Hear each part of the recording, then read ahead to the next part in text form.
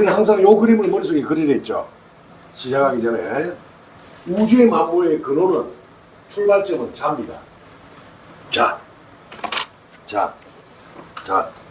공자, 맹자, 순자 하듯이 저 자라는 글자는 탐부심이 좀 좋아요. 네? 지적인 걸 나타내죠. 물이니까. 물은 지혜를 나타내거든. 자에서부터 시작해요.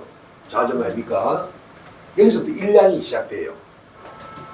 그래서 결국 모든 생명체가 여기서 출발을 해가지고 이렇게 여기 여름에 와서 꽃을 피우기 목적입니다. 자가 천간으로 튀어 올라가면 조심해 이렇게 이 자라는 글자는 생긴 거는 우리가 이제 그걸 명리에서 이런 게 있거든. 동양에서 채용 이론이라는 게 있습니다. 새는 이제 근원적인 거, 근본적인 거. 이거는 보통 명리학에서는 용신을 많이 쓰지. 우리가 필요할 때 쓸 용자거든. 우리가 용신을 잘 찾아내야 돼요. 네? 그래서 채용 이론을 잘 알아야 됩니다. 자, 그러면 채로는 이 근본적으로는 이 자라는 글자는 양기입니다. 양기란 말은 이 자와 조합을 이루는 육식갑자라는 것은 반드시 양하고 결합이 되어야 됩니다. 임자, 계자라는 육식갑자는 없어요. 이건 음이잖아. 이건 양이고. 그래서 임자. 그 다음에 여기는 갑은 양이 어느 거예요? 갑이 양이잖아. 그래서 갑자. 그 다음에 병정은 이 양이잖아요. 병자. 반드시 육식갑자는 양하고 짝을 짓는 겁니다만은 우리가 이 자라는 글자는 쓸 때는 용으로 쓸 때는 음으로 표시합니다. 여기 처음 공부할 때 헷갈리는 거예요. 그래서 자가 천간으로 튀어 올라가면 개수라는 이런 옹달샘 같은 자연수를 나타냅니다. 맑은 물이죠, 개수가.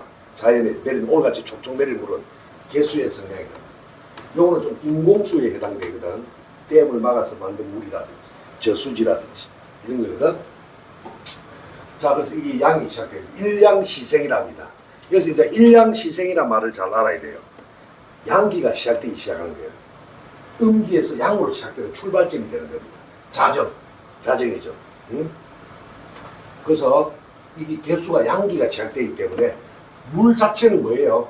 응축하는 에너지거든. 수렴하고 끌어모으는 에너지. 그래서 지혜롭다고 하는 게 생각을 끌어모으니까 모든 지식을 담는 그릇이다 말이야. 지식을 담는 그릇이거든, 물은. 그런데 여기 지식을 담지만 이 개수는 약간 폭발력이 있습니다. 피고 올라가는 거예요. 왜? 일양이기 때문에. 자, 그 다음에 축으로 가면 이양이 시작됩니다. 이양 사음이 되죠. 이건 일양 오음. 총 6개야. 음양이. 그래서 일양 오음, 이양 사음이 되죠. 양이 2개지만 그래도 음기가 4개니까 음기가 더 강하죠. 음력 12월. 가장 추운 계절 아닙니까? 절기로 따지면 소환, 대양이잖아요. 그죠? 여는 대설, 빠진 동지. 대설, 동지. 그죠? 소환, 대양이 가장 추워요. 이 축토는 원래 이쪽 북쪽에 있는 글자는 수의 성분입니다. 지혜를 나타내는. 수의 성분이거든요. 수의 성분은 지지가 해자축이야. 그래서 우리가 해자축, 북방, 수국이라고 하죠. 그럼 이제 계절로 이렇게 3개 합친 거는 방국이라고 합니다. 그래서 방을 짰다는 거예요. 해자축, 북방, 수방국이라고 합니다. 따라서 대지는 이게 물이 늘 크잖아. 이거는 온갖 흙한 물이 다 들어가 있어. 이게 임수죠. 바다나 강이나 큰 물이란 말이야. 바다 강이 깨끗할 수가 없잖아요. 요거는 고인 물과 같은 거예요. 이슬비 같고. 요거는 샘물 같은 거예요. 저기 고인 물은 다 개수예요. 마시는 물. 자, 그래서 천간으로는 임수와 개수는 수의 에너지이기 때문에 수렴하는 기능이 가능하니까 모든 지식은 뭔가 여러분 사주에 있는 임수, 개수가 사주에 있으면 내가 말하는 걸 쫙 끌어모으려는 정보통이라는 뜻이야. 정보 수집을 잘하죠. 수집 능력이 좋으니까 지혜롭다고 하는 거죠. 지혜롭다고. 해자축도 마찬가지야. 그래서 겨울에 태어난 사람은 되도록이면 뭔가 지식을 쭉 수렴하고자 하는 에너지가 강한 거지. 그것도 너무 많이 끌어모으면 어야 되나? 우울해지기 좋아. 생각이 너무 많아가지고. 그리고 요거는 원래 물이었거든. 해자축. 근데 이게 얼어가지고 자갈밭같이 얼음물이나 자갈이 섞인 얼음물같이 돼버린 거예요. 얼음. 그래서 이건 액체였는데 고체가 된 거예요. 축토는. 꽁꽁 은땅이 된 거죠. 그래서 나는 보통 축월이 태어난 사람 보면 겨울에 시골에 가면 그 보리밭이라고 이야기 많이 합니다. 시골의 보리밭. 네? 막 자갈도 좀 섞인. 왜 자갈이 섞이느냐면 요 안에 들어가 보면 금이 숨어 있거든. 가을에 요 흰금은 자갈로도 표현하거든. 막 돌 같은 게 섞인 흙이야. 네? 돌이 섞인 흙이란 말이야. 자갈밭 같은 거예요. 그래서 자, 여기서 축에서는 이게 뭐야? 저장 능력이 뛰어나죠. 그래서 이 축, 그래서 여러분이 사주를 볼 때 있잖아요. 태어난 달이 참 중요한데, 어떤 사람이든지 해자축에 태어나면 뭐가 필요할까? 추우니까. 겨울생에 태어난 음력 10월, 11월, 12월생들은 되도록이면 여름의 에너지들하고 어울리는 게 좋은 거야. 이 글자가 있어야 이 얼어있는 호수물이나 바닷물이 해동을 하게 되는 거지. 소위 말하는 해동. 그래서 겨울에 태어난 사람은 되도록이면 사람들하고 어울릴 때 여름생하고 어울리는 게 좋아요.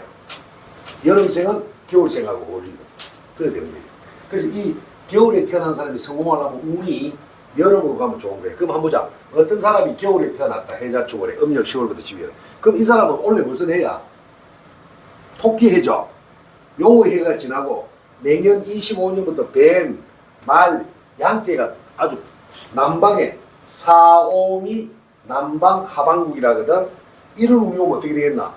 대체적으로 좋게 풀릴 가능성이 높아. 상식적으로. 이런 어떤 게 규칙이 예정되는 것을 우리가 명리적으로 그 사람 운명을 예측 가능하게 추리하는 거예요. 그게 운이에요, 운.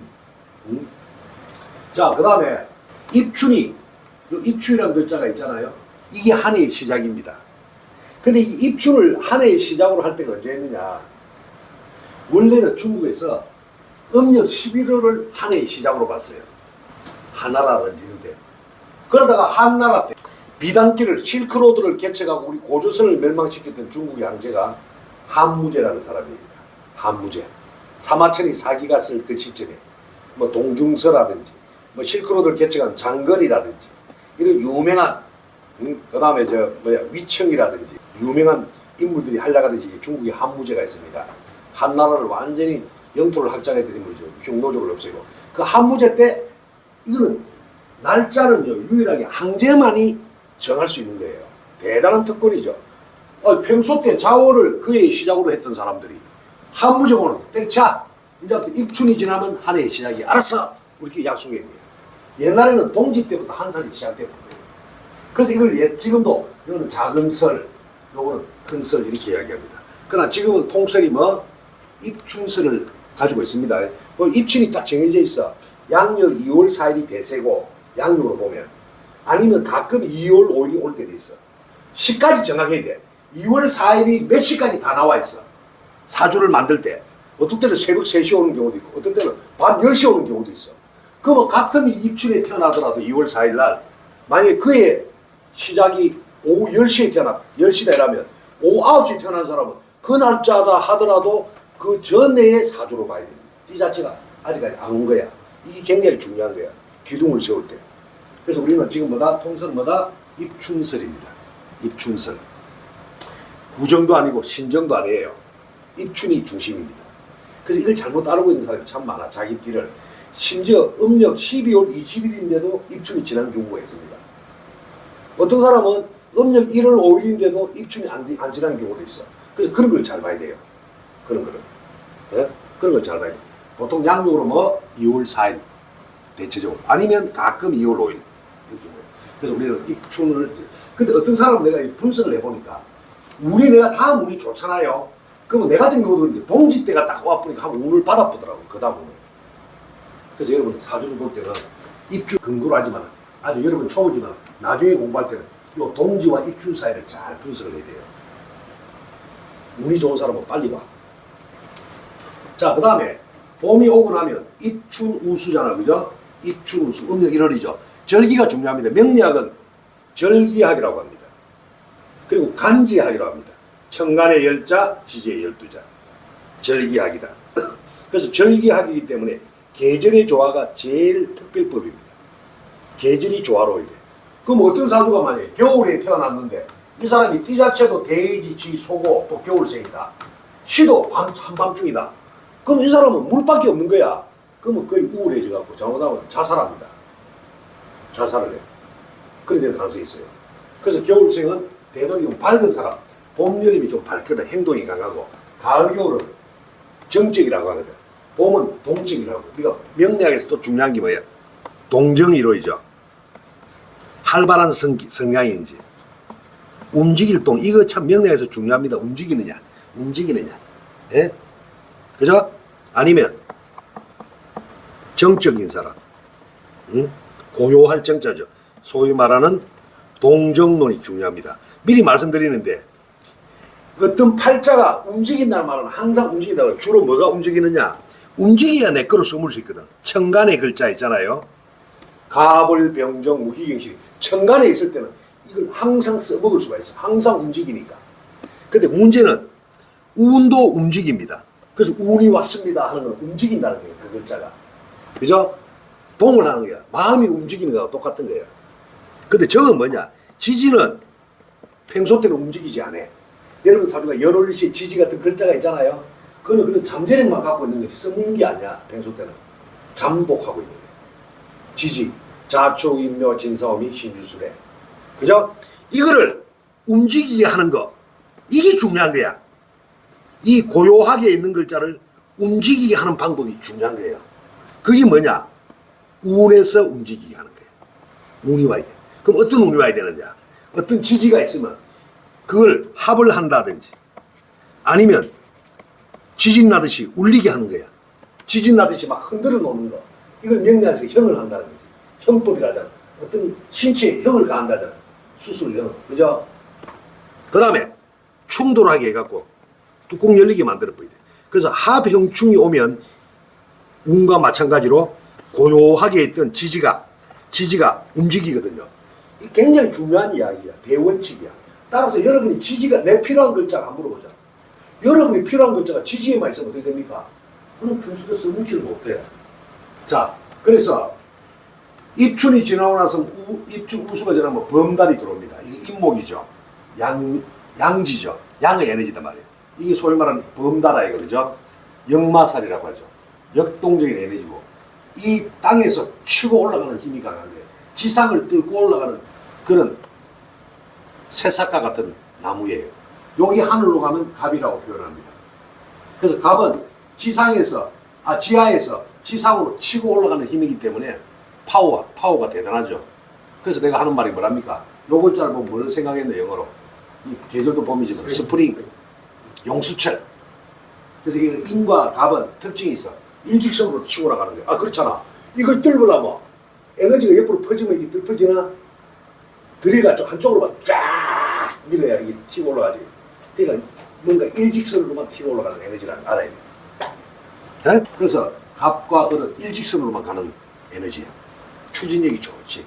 자, 그러다가 병칩이 지나고 묘월이 시작됩니다. 요거는 뭐냐?